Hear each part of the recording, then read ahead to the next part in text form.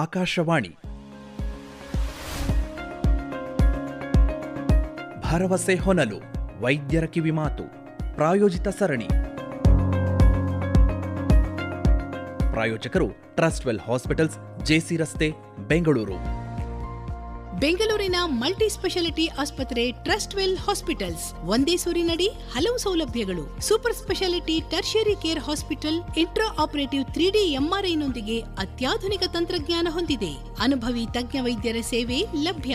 ಹಿರಿಯ ನಾಗರಿಕರಿಗೆ discount package. 24/7 emergency care. ಸುಸಜ್ಜಿತ ಪಾರ್ಕಿಂಗ್ ಸೌಲಭ್ಯ. ಟ್ರಸ್ಟ್ವೆಲ್ ಹಾಸ್ಪಿಟಲ್ಸ್, ಜೆಸಿ ರಸ್ತೆ, ಬೆಂಗಳೂರು. ಹೆಚ್ಚಿನ ಮಾಹಿತಿಗೆ 45666777. ಟ್ರಸ್ಟ್ವೆಲ್ ಹಾಸ್ಪಿಟಲ್ಸ್. ಕೇಳಿ ಪ್ರಾಯೋಜಿತ ಸರಣಿ ಭರವಸೆ ಹೊನಲು. ಭರವಸೆ ಹೊನಲು ಸರಣಿ ಕಾರ್ಯಕ್ರಮಕ್ಕೆ ಆತ್ಮೀಯವಾದ ಸ್ವಾಗತ. ಇವತ್ತಿನ ಕಾರ್ಯಕ್ರಮದಲ್ಲಿದ್ದಾರೆ ಟ್ರಸ್ಟ್ವೆಲ್ ಹಾಸ್ಪಿಟಲ್ನ ನೆಫ್ರಾಲಜಿಸ್ಟ್ ಅಂದ್ರೆ ಮೂತ್ರಪಿಂಡ ಶಾಸ್ತ್ರಜ್ಞರಾದ ಡಾಕ್ಟರ್ ಸೈದಾ ಹುರ್ಮತ್ ಅವರು. ಡಾಕ್ಟರ್, ಕಾರ್ಯಕ್ರಮಕ್ಕೆ ಸ್ವಾಗತ. ನಮಸ್ಕಾರ. ನಮಸ್ಕಾರ ಡಾಕ್ಟರ್, ಕಳೆದ ಬಾರಿ ಕಾರ್ಯಕ್ರಮದಲ್ಲಿ ಹೇಳಿದ್ರಿ ಕಿಡ್ನಿ ಪ್ರಾಬ್ಲಮ್ ಹೇಗೆ ಬರುತ್ತೆ, ಶುಗರ್ ಇರೋರು ಅಥವಾ BP ಇರೋರಿಗೆ ಖಂಡಿತವಾಗ್ಲೂ ಬರುತ್ತೆ. ಶುಗರ್ ಟೆಸ್ಟ್ ಹೋದಾಗ, ಬ್ಲಡ್ ಟೆಸ್ಟ್ ಕೊಡುವಾಗ ಕಿಡ್ನಿ ಟೆಸ್ಟ್ ಹಾಗೇನೆ ಯೂರಿನ್ ಟೆಸ್ಟ್ ಖಂಡಿತವಾಗಿ ಮಾಡಿಸ್ಬೇಕು. ಜೊತೆಗೆ ಕಣ್ಣಿನ ಸಮಸ್ಯೆ ಏನಿದೆ ಅಂತ ನೋಡ್ಕೋಬೇಕು. ಇದ್ರ ಮೂಲಕ ಗೊತ್ತಾಗತ್ತೆ ಕಿಡ್ನಿ ಪ್ರಾಬ್ಲಮ್ ಇದೆಯಾ ಇಲ್ವಾ ಅನ್ನೋದು ಗೊತ್ತಾಗತ್ತೆ ಅಂತ ಹೇಳಿದ್ರಿ. ಹಾಗೆ ಕಿಡ್ನಿ ನಮ್ಮ ದೇಹಕ್ಕೆ ಎಷ್ಟು ಮುಖ್ಯ, ಅದರ ಕೆಲಸ ಏನು ಅನ್ನೋದನ್ನ ತಿಳಿಸಿದ್ರಿ. ಡಾಕ್ಟ್ರೆ, ಈಗ ಕಿಡ್ನಿ ಪ್ರಾಬ್ಲಮ್ ಆಯ್ತು ಅಂತ ಅನ್ನೋದಾದ್ರೆ ಅವರು ಮೊದಲಿಗೆ ಯಾವ ವೈದ್ಯರ ಹತ್ರ ಹೋಗ್ಬೇಕು? ಸೊ ನಮ್ಗೆ ಕಿಡ್ನಿ ಪ್ರಾಬ್ಲಮ್ ಬಂದಾಗೆಲ್ಲ ಯೂಶಲಿ ಕಿಡ್ನಿ ಡಾಕ್ಟರ್, ನೆಫ್ರಾಲಜಿಸ್ಟ್ ಅಂತ ಇರ್ತಾರೆ. ಇನ್ ಕೇಸ್ ನಿಮ್ಗೆ ನೆಫ್ರಾಲಜಿಸ್ಟ್ ಸಿಗಕ್ ಕಷ್ಟ ಇದ್ದಾರೆ ಅಂದ್ರೆ ಫಿಸಿಷಿಯನ್ ಡಾಕ್ಟರ್ಗೂ ನೀವು ಮೀಟ್ ಮಾಡಿ ತೋರಿಸಬಹುದು. ಡಾಕ್ಟ್ರೆ, ಕಿಡ್ನಿಗಳು ಸರಿಯಾಗಿ ಕೆಲಸ ಮಾಡಬೇಕು, ಈ ಯಾವ ಸಮಸ್ಯೆಗಳು ನಮಗೆ ಬರಬಾರ್ದಪ್ಪ ಅನ್ನೋದಾದ್ರೆ ಯಾವ ರೀತಿ ನಮ್ಮ ಕಿಡ್ನಿಗಳನ್ನ ನಾವು ನೋಡ್ಕೋಬೇಕು? ನೀವೇ ಹೇಳಿದ ಹಾಗೆ 2 ಕಿಡ್ನಿ ಇರುತ್ತೆ. ಒಂದು ಡ್ಯಾಮೇಜ್ ಆದ್ರೂ ಫಸ್ಟ್ ಗೊತ್ತಾಗಲ್ಲ, 2 ಡ್ಯಾಮೇಜ್ ಆಗೋ ತನಕ ನಮ್ಗೆ ಸಿಂಪ್ಟಮ್ಸ್ ಗೊತ್ತಾಗಲ್ಲ. ಸಿಂಪ್ಟಮ್ಸ್ ಗೊತ್ತಾದ್ರೂ ಎಲ್ಲದಕ್ಕೂ ಒಂದೇ ತರ ಇರುತ್ತೆ. ಲೈಕ್ ಶುಗರ್ ಪೇಷಂಟ್ಗೆ ಕಾಲು ಊದೋದು ಸರ್ವೇ ಸಾಮಾನ್ಯ, ಹಾಗೆ ಮೂತ್ರ ವಿಸರ್ಜನೆ ಮಾಡೋದು ಸರ್ವೇ ಸಾಮಾನ್ಯ. ಸೊ ಹಾಗಾಗಿ ಕಿಡ್ನಿ ಪ್ರಾಬ್ಲಮ್ ಬಗ್ಗೆ ಯೋಚನೆನೇ ಬರೋಲ್ಲ. ಅಂತ ಕಂಡೀಷನ್ ಅಲ್ಲಿ ನಮ್ಮ ಕಿಡ್ನಿಯನ್ನ ಚೆನ್ನಾಗಿ ಇಟ್ಕೊಂಡ್ಬಿಟ್ರೆ ಒಳ್ಳೇದಲ್ವಾ ಡಾಕ್ಟ್ರೆ? ಡೆಫಿನೆಟ್ಲಿ. ಹಾಗಾಗಿ ಕಿಡ್ನಿನ ಹೇಗೆ ಚೆನ್ನಾಗಿ ಇಟ್ಕೋಬಹುದು? ನಾವು ಕಿಡ್ನಿನ ಹೇಗೆ ಚೆನ್ನಾಗಿ ಇಟ್ಕೊಬಹುದು ಅಂದ್ರೆ ಇನ್ ಜನರಲ್ ನಾವು ಸ್ಪೆಸಿಫಿಕ್ ಆಗಿ ಹೇಳ್ಬೇಕಂದ್ರೆ, ಸೊ ನಾವೇನೇನ್ ಬಾಕಿ ಇದಕ್ ಮಾಡ್ತೀವಿ, ಈಗ ಶುಗರ್ ಬಂತು, BP ಬಂತು, ತುಂಬಾ ಓವರ್ ವೇಟ್ ಅಂತ ಹೇಳ್ತೀವಿ, ಒಬೇಸಿಟಿ ಅಂತ ಹೇಳ್ತೀವಿ, ಇದಕ್ಕೆಲ್ಲ ಏನ್ ಪ್ರಿಕಾಷನ್ಸ್ ತಗೊಂತೀವೋ 90% ಪ್ರಿಕಾಷನ್ಸ್ ಎಲ್ಲ ಸೇಮ್. ಅಂದ್ರೆ ನಾವು ಡೈಲಿ ರೆಗ್ಯುಲರ್ ಆಗಿ ಎಕ್ಸಸೈಸ್ ಮಾಡ್ಬೇಕಾಗತ್ತೆ.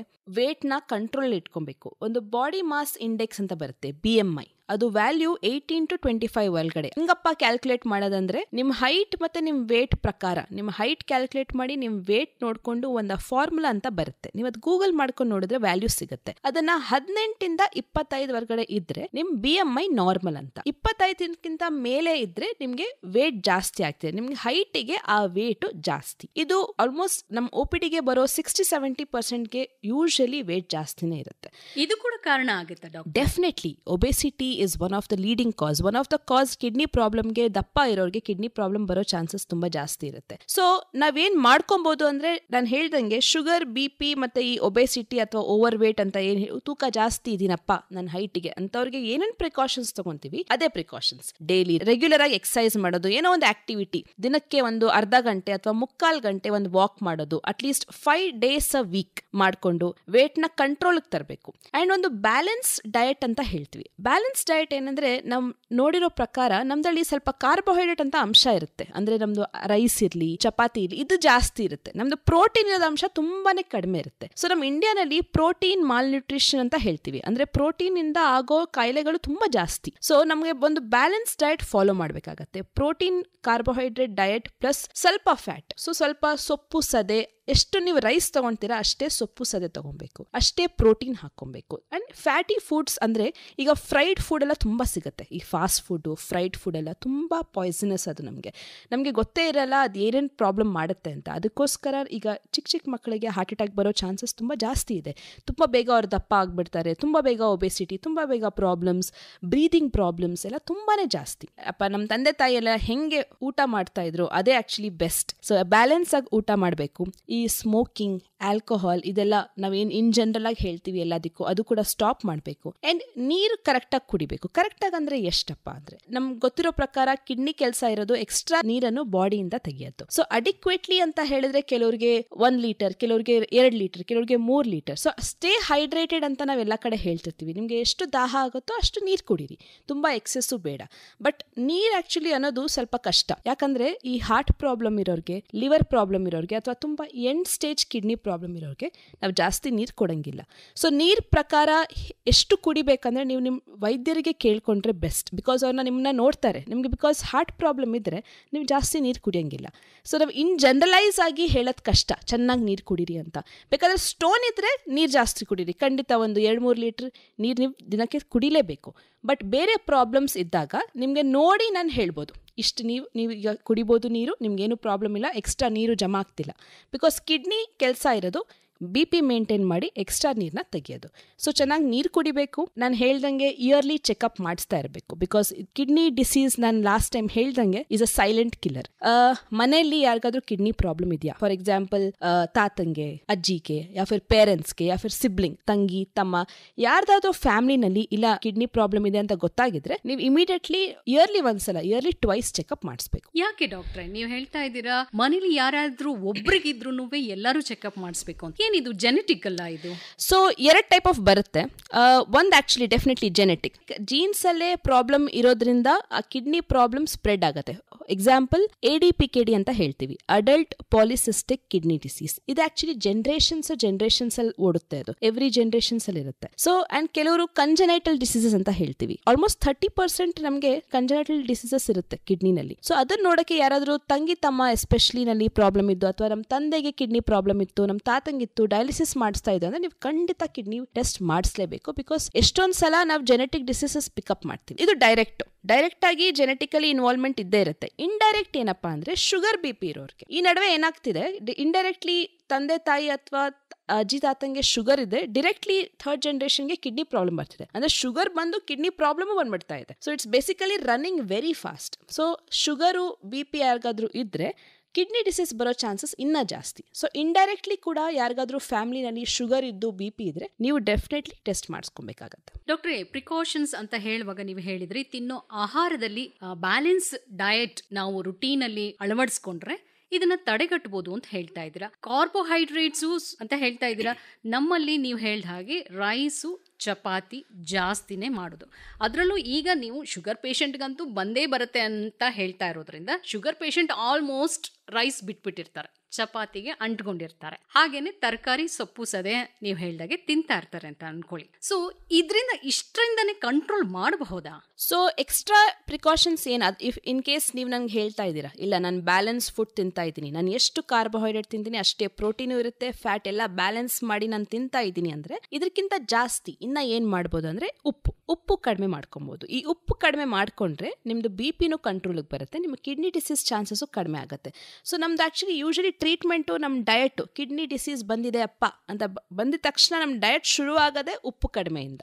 ಸೊ ಉಪ್ಪಿಂದ ಏನಾಗುತ್ತೆ, ಇಟ್ಸ್ ಲೈಕ್ ಅ ಪಾಯ್ಸನ್. ಹೇಗೆ sugar is a poison diabetes ಅಲ್ಲಿ, ಆ ಥರ ಉಪ್ಪು ಕಡಿಮೆ ಮಾಡೋದಷ್ಟು BP ಕಂಟ್ರೋಲ್ ಆಗುತ್ತೆ, ಮತ್ತೆ ಕಿಡ್ನಿ ಡ್ಯಾಮೇಜ್ ಆಗೋ ಚಾನ್ಸಸ್ ಕಡಿಮೆ ಆಗುತ್ತೆ. ಬೇರೆದೇನಂದ್ರೆ ನಾವು ಕೆಲವು ಸಲ ಬಾಡಿ ಪೇನ್ಸ್ ಎಲ್ಲ ಆಗುತ್ತೆ. ಲೈಕ್ ಒಂದು ಮೆಡಿಸಿನ್ ಇಂಡ್ಯೂಸ್ಡ್ ಕಿಡ್ನಿ ಪ್ರಾಬ್ಲಮ್ ಅಂತ ಒಂದು ಡಿಸೀಸ್ ಇದೆ. ಅದ್ರಲ್ಲಿ ಏನಾಗುತ್ತೆ, ನಾವು ತುಂಬಾ ಪೇನ್ ಕಿಲ್ಲರ್ಸು ರೇಡಿಯೋ ಸ್ಟೇಷನ್ಗೆ ಬರೋ ಮುಂಚೆ ನಾನು ಅನ್ಕೊಂಡೆ ಒಂದ್ಸಲ ಗೂಗಲ್ ಮಾಡಿ ನೋಡೋಣ ಲೈಕ್ ಕಿಡ್ನಿ ಡಿಸೀಸ್. ಈ ನಡುವೆ ಜನರು ಓಪನ್ ಮಾಡಿದ ತಕ್ಷಣ ಯೂಟ್ಯೂಬ್ ಅಥವಾ ಗೂಗಲ್ ಓಪನ್ ಮಾಡಿದ ತಕ್ಷಣ ಸೆಪರೇಟ್ ಕೈಂಡ್ ಆಫ್ ನೀರೆಲ್ಲ ಬರುತ್ತೆ. ನಾವು ನೀಮ್ ಹಾಕಿ ಅದರಲ್ಲಿ ಜಿಂಜರ್ ಹಾಕಿ ಪೇಸ್ಟ್ ಮಾಡಿ ಅದ್ರ ಬಿಸಿ ಮಾಡಿ ಕೊಡ್ತೀವಿ, ನಿಮ್ ಕಿಡ್ನಿ ಪ್ರಾಬ್ಲಮ್ ಎಲ್ಲ ಹೊಟ್ಟೋಗುತ್ತೆ ಅಂತ ಹೇಳ್ತಾರೆ. ಸೊ ಅದೆಲ್ಲ ದಿಸ್ ಇಸ್ ಆಲ್ ರಾಂಗ್. ಅಂದ್ರೆ ಈ ತರ ಹೇಗೆ ಎಷ್ಟೊಂದ್ ಜನ ಏನ್ ಮಾಡ್ತಾರೆ, ಈ ಟ್ರೀಟ್ಮೆಂಟ್ ತಗೊಂಡ್ ಬರ್ತಾರೆ, ಇನ್ನ ಸ್ಟೇಜ್ 3 ಇರೋರು ಟ್ರೀಟ್ಮೆಂಟ್ ತಗೊಂಡ್ ಸ್ಟೇಜ್ 5 ಬರ್ತಾರೆ. ಇದರಿಂದ ಫರ್ದರ್ ಡ್ಯಾಮೇಜ್ ಆಗುತ್ತೆ. ನಿಮ್ಗೆ ನಿಜವಾಗ್ಲೂ ಕಿಡ್ನಿ ಪ್ರಾಬ್ಲಮ್ ಇದ್ರೆ ಒಬ್ರು ವೈದ್ಯರಿಗೆ ತೋರಿಸಿ, ಫಿಸಿಷಿಯನ್ ತೋರಿಸಬಹುದು, ಅಥವಾ ಅವರು ಕಿಡ್ನಿ ಡಾಕ್ಟರ್ ತೋರಿಸಿ, ಅವ್ರು ಆದ್ಮೇಲೆ ನೋಡ್ಬಿಟ್ಟು ಡಿಸೈಡ್ ಮಾಡಲಿ. ಬಿಕಾಸ್ ನಿಮ್ಗೆ ಸೈಂಟಿಫಿಕಲಿ ನಮ್ಗೆ ಗೊತ್ತಾಗಬೇಕು ನಿಮ್ಗೆ ಎಕ್ಸಾಕ್ಟ್ಲಿ ಏನ್ ಪ್ರಾಬ್ಲಮ್ ಇದೆ ಅಂತ.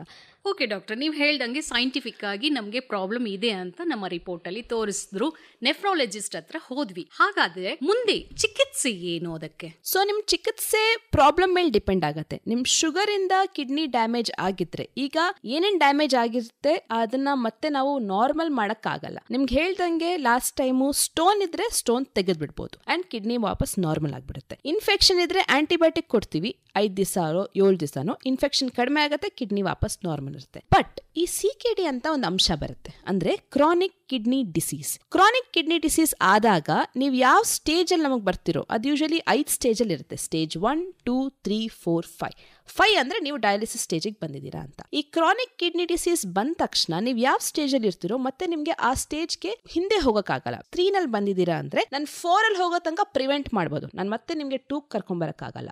ಸೊ ಈ ಡ್ಯಾಮೇಜಸ್ ಏನೇನ್ ಆಗಿರುತ್ತೆ, ಇಟ್ ಇಸ್ ಪರ್ಮನೆಂಟ್ ಡ್ಯಾಮೇಜ್, ಅದನ್ನ ರಿಪೇರಿ ಮಾಡಕ್ ಆಗಲ್ಲ, ಮುಂದೆ ನೆಕ್ಸ್ಟ್ ಡ್ಯಾಮೇಜ್ ಆಗಬಾರ್ದು, ಆ ತರ ನೋಡ್ಕೊಬಹುದು. ಒಂದು ಎಕ್ಸಾಂಪಲ್ ಕೊಡ್ತೀನಿ. ನಿಮ್ಗೆ ಶುಗರ್ ಇಂದ ಕಿಡ್ನಿ ಡ್ಯಾಮೇಜ್ ಇದೆ ಅಂತ ಗೊತ್ತಾಯ್ತು, ನಿಮ್ಗೆ ಶುಗರ್ ಆಗಿದ ತಕ್ಷಣ ನೀವು ಕಣ್ ಟೆಸ್ಟ್ ಮಾಡ್ಕೊಂಡ್ರಿ, ಕಣ್ಣಲ್ಲೂ ಕಿಡ್ನಿ ಪ್ರಾಬ್ಲಮ್ ಇದೆ ಅಂತ ಗೊತ್ತಾಯ್ತು, ನಿಮ್ಗೆ ಪ್ರೋಟೀನ್ ಟೆಸ್ಟ್ ಮಾಡಿದ್ವಿ, ಪ್ರೋಟೀನ್ ಲೀಕ್ ಆಗ್ತಿದೆ. ಸೊ ನೆಕ್ಸ್ಟ್ ಏನ್ ಮಾಡೋದು? ಸೊ ನಾನು ರಿಪೋರ್ಟ್ಸ್ ನೋಡೋ ಪ್ರಕಾರ ನೀವು CKD ಸ್ಟೇಜ್ 2 ನಲ್ಲಿ ಇದ್ದೀರಾ. ಸೊ ಇದಕ್ಕೆ ಟ್ರೀಟ್ಮೆಂಟ್ ಅದೇ, ನೀವು ಡಯಟ್ ಫಾಲೋ ಮಾಡಬೇಕು. ಇದರಲ್ಲಿ ಸ್ವಲ್ಪ 2 ಬರುತ್ತೆ, ಅಂದ್ರೆ ನೀವು ಶುಗರ್ ಕಂಟ್ರೋಲ್ ಡಯಟ್ ಮಾಡಬೇಕು ಪ್ಲಸ್ ಕಿಡ್ನಿ ಡಯಟ್ ಫಾಲೋ ಮಾಡಬೇಕು. ಕಿಡ್ನಿ ಡಯಟ್ ಅಂದ್ರೆ ಬ್ಯಾಲೆನ್ಸ್ ಡಯಟ್ ಅಂಡ್ ಉಪ್ಪು ಕಡಿಮೆ. ಅಂಡ್ ನಾನು ನಿಮ್ಗೆ ಹೇಳಿದ ಪ್ರಕಾರ ಹಿಮೋಗ್ಲೋಬಿನ್ ನಾವು ನೋಡಬೇಕು, ರಕ್ತ ಟೆಸ್ಟ್ ಮಾಡ್ತೀವಿ, ರಕ್ತ ಲೆವೆಲ್ ಎಷ್ಟಿದೆ, ಈ ಕ್ಯಾಲ್ಸಿಯಂ ಲೆವೆಲ್ ಎಷ್ಟಿದೆ, ವಿಟಮಿನ್ ಡಿ ಕಡಿಮೆ ಆಗಿದೆಯಾ ಜಾಸ್ತಿ ಆಗಿದೆಯಾ, ಅದ್ರ ಪ್ರಕಾರ ನಾವು ಟ್ರೀಟ್ಮೆಂಟ್ ಶುರು ಮಾಡಬಹುದು. ಓಕೆ ಡಾಕ್ಟರ್, ಈಗ ನೀವು ಹೇಳ್ದಾಗೆ ನಾವು ಟೆಸ್ಟ್ ಮಾಡಿಸಿದಾಗ CKD ಲೆವೆಲ್ ಲಾಸ್ಟ್ ಹಂತದಲ್ಲಿ ಇದ್ದಾರೆ ಅಂತ ಅನ್ಕೊಳ್ಳೋಣ, ಆವಾಗ ಏನು ಚಿಕಿತ್ಸೆ? CKD ಸ್ಟೇಜ್ 5, ಯೂಶಲಿ ನಮ್ಮ CKD ಸ್ಟೇಜ್ 5 ಅಂದ್ರೆ ಈ ಸ್ಟೇಜ್ ಅಲ್ಲಿ 2 ಕಿಡ್ನಿ ಡ್ಯಾಮೇಜ್ ಆಗ್ಬಿಟ್ಟಿದೆ. ಸೊ 2 ಕಿಡ್ನಿ ವರ್ಕ್ ಆಗ್ತಿಲ್ಲ.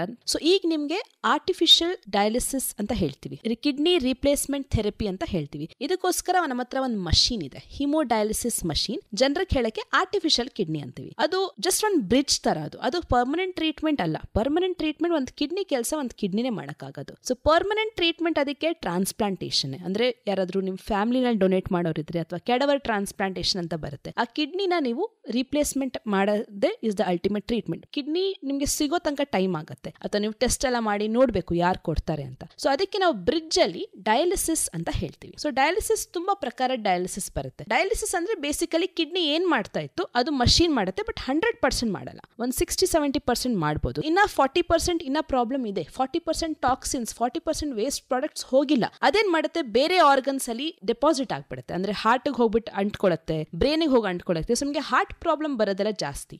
ನಿಮ್ಗೆ main treatment transplant. Okay doctor, ಈಗ ನೀವು ಹೇಳಿದ್ರಿ ಡಯಾಲಿಸಿಸ್ ಒಂದು ಬ್ರಿಡ್ಜ್ ಮಾತ್ರ, ಅಂದ್ರೆ ಟೆಂಪರರಿ ಅಂತ ಹೇಳ್ತಾ ಇದ್ದೀರಾ. ನೀವು ಹೇಳೋ ಹಾಗೆ ಕಿಡ್ನಿ ಟ್ರಾನ್ಸ್ಪ್ಲಾಂಟೇಷನ್ನೇ ಕೊನೆದು ಅನ್ನೋದಾದ್ರೆ ಯಾರು ಬೇಕಾದ್ರೂ ಕಿಡ್ನಿ ಕೊಡ್ಬೋದಾ? According to the Indian rules, ನಮ್ದು ನ್ಯಾಟೋ ಅಂತ ಇದೆ. ಸೊ ಆರ್ಗನೈಸೇಷನ್, ಟ್ರಾನ್ಸ್ಪ್ಲಾಂಟ್ ಆರ್ಗನೈಸೇಷನ್ ನಮ್ದು ಏನ್ ರೂಲ್ಸ್ ಇದೆ ಅದ್ರ ಪ್ರಕಾರ ಲೈವ್ ಡೋನರ್ ಅಂಡ್ ಕ್ಯಾಡವರ್ ಡೋನರ್ ಅಂತ 2 ನಾವು ಕ್ಲಾಸಿಫೈ ಮಾಡಿದೀವಿ. ಲೈವ್ ಡೋನರ್ ಅಂದ್ರೆ ನಿಮ್ ತಂದೆ, ತಾಯಿ, ತಂಗಿ, ತಮ್ಮ, ಅಜ್ಜಿ, ತಾತ ಅಂಡ್ ಅಥವಾ ನಿಮ್ ವೈಫ್ ಆರ್ ಹಸ್ಬೆಂಡ್, ಇವರೆಲ್ಲ ಕೊಡ್ಬೋದು ಕಿಡ್ನಿ. ಇನ್ನ ಬೇರೆಯವ್ರು ಯಾರಾದ್ರೂ ಇದ್ದಾರೆ ಅಂದ್ರೆ like for relatives, distant relatives, ಅದಕ್ಕೆ ನಾವು ಸ್ಪೆಷಲ್ ಒಂದು ಮೀಟಿಂಗ್ ಇಡ್ತೀವಿ, ಕಮಿಟಿ ಇಡ್ತೀವಿ. ಬೇರೆಯವ್ರು ಏನಾಗುತ್ತೆ, ಕೆಲವು ಸಲ ಬ್ಲಡ್ ಗ್ರೂಪ್ ಮ್ಯಾಚ್ ಆಗಲ್ಲ. ಸೊ ಇನ್ನೊಂದು ಬರುತ್ತೆ, ಅದಕ್ಕೆ ನಾವು ಹೇಳೋದು ಕ್ಯಾಡವರ್ ಟ್ರಾನ್ಸ್ಪ್ಲಾಂಟೇಷನ್. ಈಗ ರೋಡ್ ಟ್ರಾಫಿಕ್ ಆಕ್ಸಿಡೆಂಟ್ ಆಗೋರೆಲ್ಲ ಏನಾಗುತ್ತೆ, ಬ್ರೈನ್ ಡೆಡ್ ಆಗಿರ್ತಾರೆ, ಅಂದ್ರೆ ಅವ್ರ ಬ್ರೈನ್ಗೆ ಬ್ಲಡ್ ಸಪ್ಲೈ ಇರಲ್ಲ. ಸೊ ಬೇಸಿಕಲಿ ಅವ್ರ ಆರ್ಗನ್ಸ್ ಎಲ್ಲ ಜಸ್ಟ್ ಒಂದು ವೆಂಟಿಲೇಟರ್ ಅಲ್ಲಿ ಇರ್ತಾರೆ. ಎಷ್ಟೊಂದು ಜನ ಈಗ ಪ್ಲೆಡ್ಜ್ ಮಾಡ್ತಾರೆ, ನಾನು ಸತ್ತೋದಾಗ ನನ್ನ ಆರ್ಗನ್ ಡೊನೇಟ್ ಮಾಡ್ತೀನಿ ಅಂತ. ಸೊ ಅಂತವ್ರನ್ನ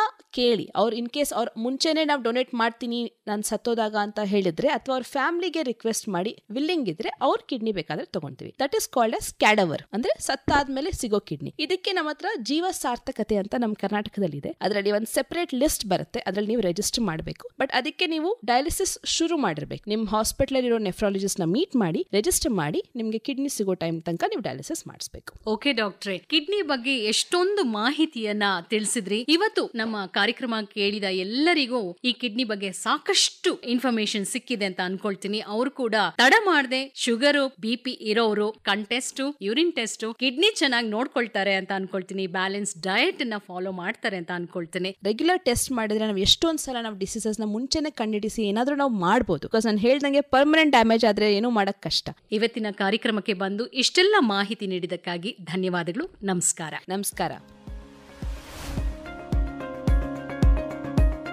ಭರವಸೆ ಹೊನಲು, ವೈದ್ಯರ ಕಿವಿಮಾತು. ಪ್ರಾಯೋಜಿತ ಸರಣಿ ಕೇಳಿದಿರಿ. ಭಾಗವಹಿಸಿದ್ದವರು ಟ್ರಸ್ಟ್ವೆಲ್ ಹಾಸ್ಪಿಟಲ್ಸ್ನ ಮೂತ್ರಪಿಂಡ ಶಾಸ್ತ್ರಜ್ಞರಾದ ಡಾಕ್ಟರ್ ಸೈದಾ ಹುರ್ಮತ್ ಅವರು. ಇವರೊಂದಿಗೆ ನಿರ್ಮಲಾ ಎಸ್. ಪ್ರಸ್ತುತಿ ಎವಿ ವಿನೋದ್ ಕುಮಾರ್. ಈ ಕಾರ್ಯಕ್ರಮದ ಪ್ರಾಯೋಜಕರು ಟ್ರಸ್ಟ್ವೆಲ್ ಹಾಸ್ಪಿಟಲ್ಸ್, ಜೆಸಿ ರಸ್ತೆ, ಬೆಂಗಳೂರು. ರಾಜ್ಯವ್ಯಾಪಿ ಪ್ರಸಾರವಾದ ಈ ಕಾರ್ಯಕ್ರಮ ಆಕಾಶವಾಣಿ ವಾಣಿಜ್ಯ ಪ್ರಸಾರ ಕೇಂದ್ರದ ಕೊಡುಗೆ.